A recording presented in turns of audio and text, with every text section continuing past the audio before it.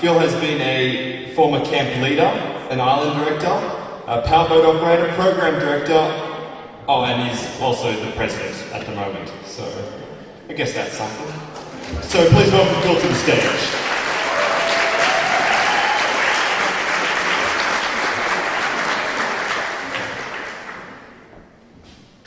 Thanks, Jack. So whatever your memories of Camp Koorinda are over the last 50 years, I hope David Smith's videos bring them flooding back to you now. When David originally agreed to do the video for this 50th year, he probably underestimated how much work would be involved.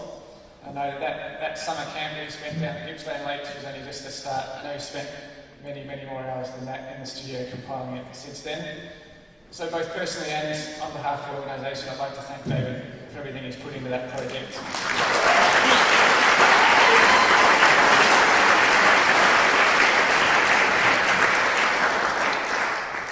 He declined our offer of royalties, probably without speaking to his accountant first.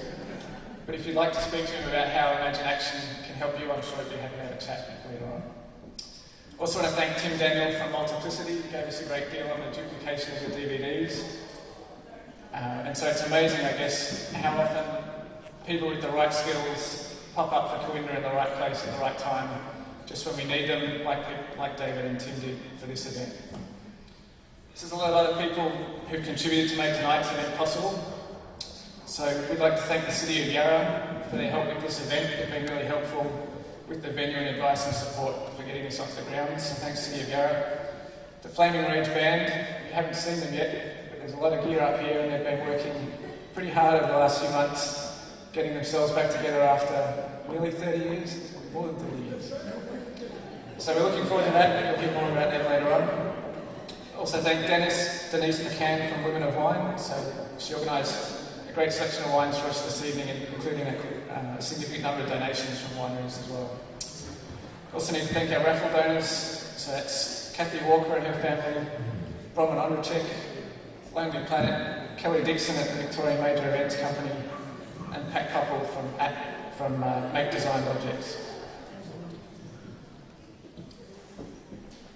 Finally, there are lots of people who've helped to make this event possible tonight, and we thank all of you. But a special thanks to Ali Ondricek and Louisa Koppel, who've been the organisers on behalf of the committee.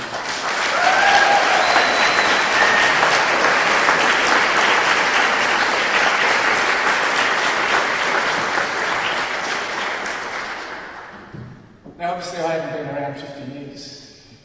But I've seen enough of Koorinda to know it's got a pretty amazing story behind it, which is what we're here to celebrate tonight. You probably had to be there in the sheep shed in Wally's farm on the Nicholson River in 1995, New Year's Eve, to understand one of them. But there's others you probably can appreciate more easily. One of my favourite memories is the first Easter Leaders Camp, and we were exploring Bungarama for its potential as a new expedition destination.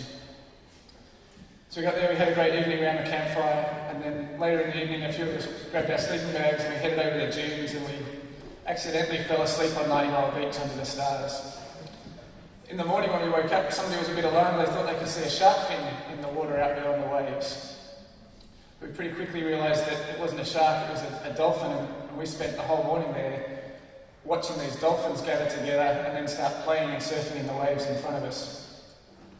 You may realise that 90 Mile Beach has got its name for a reason, and my guess is that there's only one spot on those 90 miles that those dolphins were playing and surfing in the waves that morning.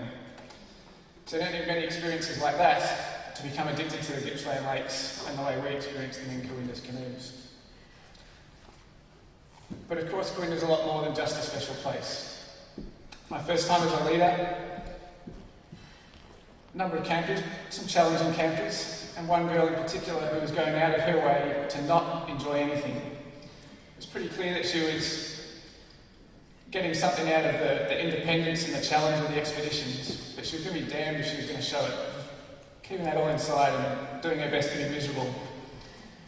So after an exhibition, we came back to camp and had an opportunity to go sailing.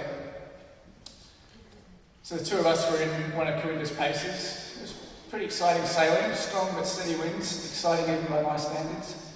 The two of us were leaning out the side of the boat to balance it, and the waves crashing over the bow, and the two of us getting soaked as well. It was pretty exciting, and she was loving it. She couldn't bottle it up anymore, so she was visibly excited screaming with delight as we crashed through the waves, and all this attempt to bottle it up suddenly just came undone.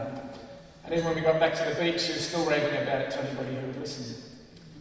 So for her, that experience was powerful enough that something snapped inside her, some old habit, and she realised that it was okay to enjoy what life threw at you.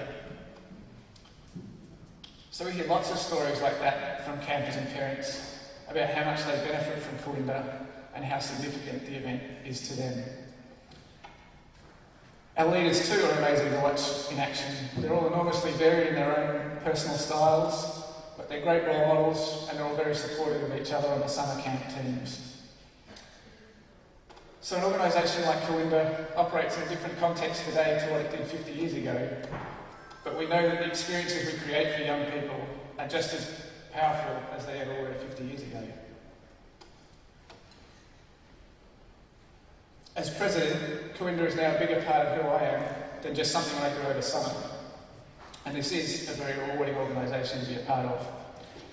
Over my time as a member and on the committee, I think I've worked with, just to name a few, I think I've worked with doctors, lawyers, teachers, musicians, and even a few people trained in outdoor education.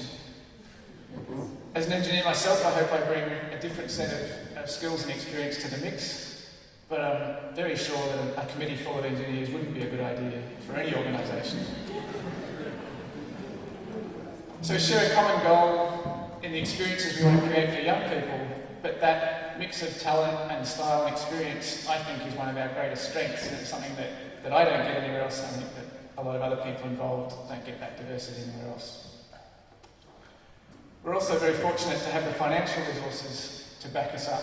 So thanks to the original generosity of the Bartons and sound management of the organisation since then, we have, as Rob Trimberth from the Finance Committee would say, a balance sheet that most volunteer organisations would die for. So there's always a lot of work to be done, but we're fortunate that we don't have to spend a lot of our efforts during the year rattling cans on the streets just to scrape together the funds that we need to operate a camp each summer. So we are very fortunate in that respect. So it's a significant part of who I am, but Camp Kooinda is a relatively, or my experience of Camp Kooinda is a relatively short chapter by comparison. The full story of Camp Kooinda is really about the two people here tonight who've been at its core for all of the last 50 years, David and Joy Merritt.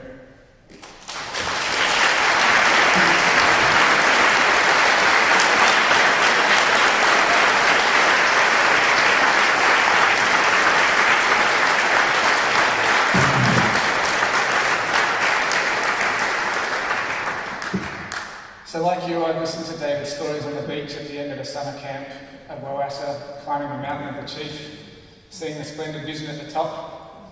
But the founders of Camp Kooinda did it the other way around. They had the vision first, and then they had a mountain to climb. The story of the opportunity provided to them by Fred and Joan Barton with Banksia Peninsula is an incredible story of generosity in its own right. But it's the remarkable work of the founders in getting this organisation off the ground and then keeping it going for 50 years that's really the most remarkable. I think if Kooinda was a building, I'm sure it could be heritage listed by now. So surely we can say to David and Joy tonight that you've reached the summit of your journey and you should be immensely proud of what you've achieved in creating Camp Kooinda for all of us.